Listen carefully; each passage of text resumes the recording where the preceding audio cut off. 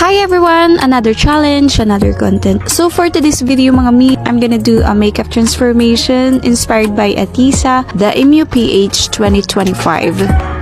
Finally, sa mga nag-request ng makeup tutorial, so ito na po yun. Para po ito sa inyo. Pero disclaimer lang po guys, hindi po ako professional makeup artist. This is just only a part of my vlogging journey as my content. So ayan na nga, dahil naging bet na bet ko ang kanyang look during the coronation. Napag-isipan kong gawan ko nga ng makeup tutorial kahit hindi naman perfect. Pang low-key lang kasi talaga tayo. So ayan na nga, una kong nilagay ay contact lens dahil mahirap ito ilagay. Aabot siguro ng 30 minutes to 1 hour pag hindi ka pa talaga sanay maglagay. At ang sumunod na nilagay ko ay yung Evo na CC cream at yung concealer. Tapos naglagay na rin ako ng contour at blend ko na lang. At ang sumunod ay naglagay na rin ako ng blush on and eyeshadow. At naglagay din ako ng gel brow para plakadong-plakado ang kilay natin. Kasi plakadong-plakado talaga yung kilay ni Atisa. At dahil kulang pa ako sa ibang shade ng eyeshadow, ang ginamit ko lang ay Arabian Night na eyeshadow, yung sa Dazzle Me.